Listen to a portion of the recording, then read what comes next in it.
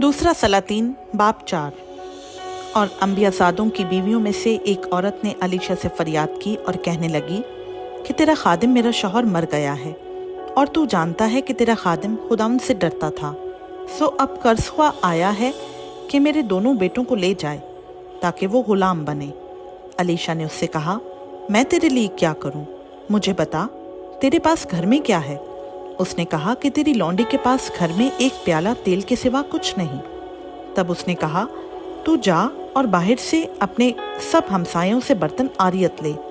वो बर्तन खाली हूँ और थोड़े बर्तन ना लेना। फिर तू अपने बेटों को साथ लेकर अंदर जाना और पीछे से दरवाज़ा बंद कर लेना और उन सब बर्तनों में तेल उंडेलना और जो भर जाए उसे उठाकर अलग रखना।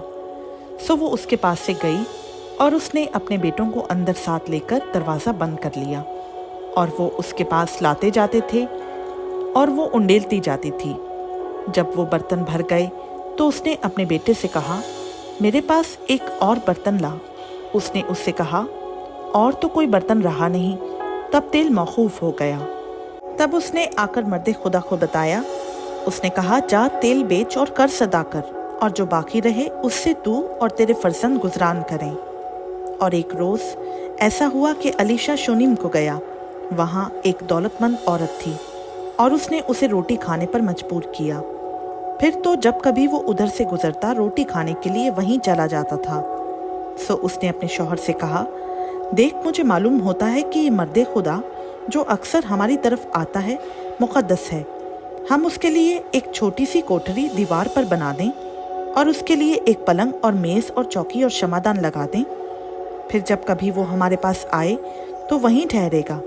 सो एक दिन ऐसा हुआ कि वो उधर गया और उस कोठरी में जाकर वहीं सोया। फिर उसने अपने खादिम जेहाजी से कहा कि इस शूनमी औरत को बुला ले। उसने उसे बुला लिया और वो उसके सामने खड़ी हुई। फिर उसने अपने खादिम से कहा, तो उससे पूछ कि तूने जो हमारे लिए इस कदर फिक्रें की तो तेरे लिए क्या किया जाए? क्या तू चाहती है कि बादशाह से या फौज के सरदार से तेरी सिफारिश की जाए? उसने जवाब दिया, मैं तो अपने ही लोगों में रहती हूँ। फिर उसने कहा, उसके लिए क्या किया जाए? तब जेहाजी ने जवाब दिया कि वाकई उसके कोई फर्जंद नहीं और उसका शौहर बुढ़ा है। तब उसने कहा, उसे बुला ले। और जब उसने उसे बुलाया तो वो दरवाज़ा पर खड़ी हुई। तब उसने कहा, मौसम बहार में वक्त पूरा होने पर तेरी गोद में बेटा होगा। उसने कहा, नहीं है मेरे मालिक, ए मर्द खुदा, अपनी लौंडी से झूठ ना कह। सो वो औरत हामला हुई और जैसा अलीशा ने उससे कहा था, मौसम बहार में वक्त पूरा होने पर उसके बेटा हुआ। और जब वो लड़का बढ़ा तो एक दिन ऐसा हुआ कि वो अपने बाप के पास खेत काटने वालों में चला गया और उसने अपने बाप से कहा, हाय मेरा सर, हाय मेरा सर।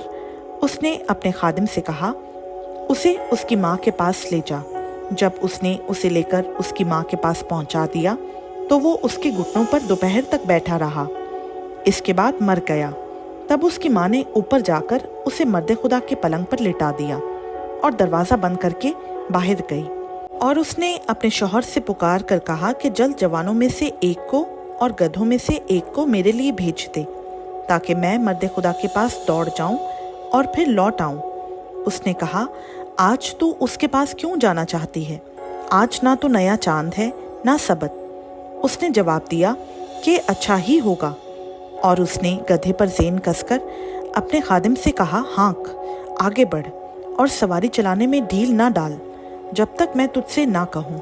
सो वो चली और कोहे किरमल को मर्द खुदा के पास गई। उस मर्द खुदा ने दूर से उसे देखकर अपने खादिम जेहाजी से कहा, देख, उधर वो शूनीमी औरत है।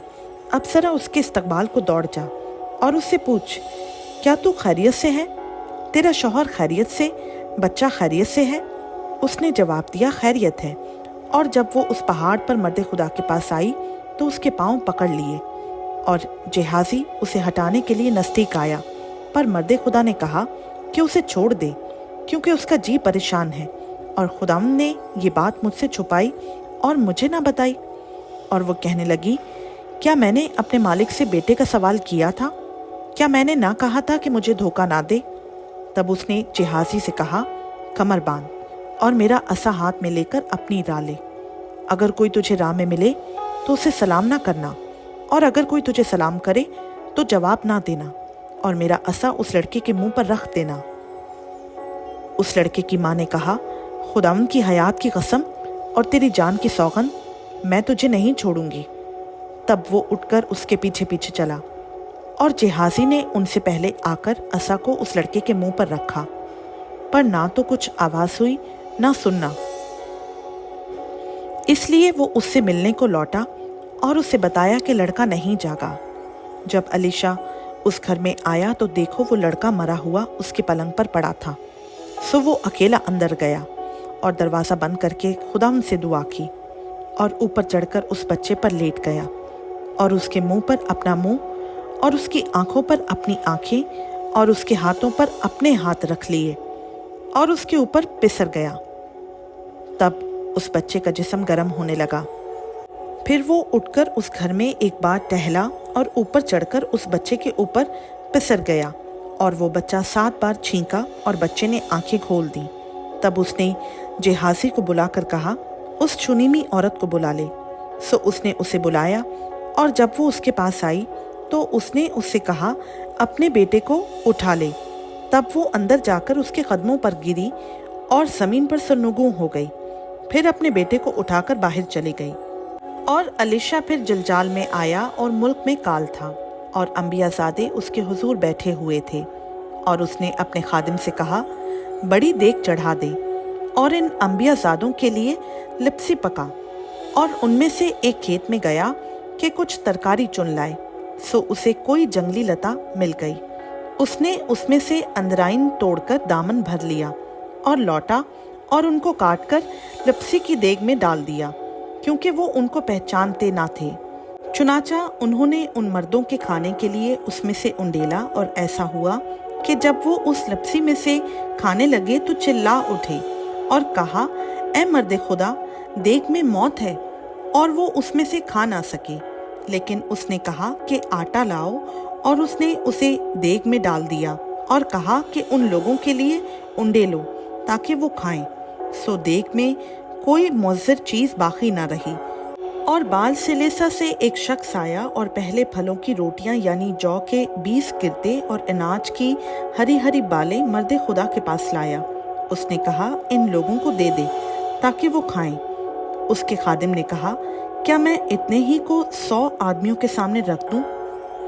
सो उसने फिर कहा कि लोगों को दे दे ताकि वो खाएं, क्योंकि खुदावंद यूं फरमाता है कि वो खाएंगे और उसमें से कुछ छोड़ भी देंगे।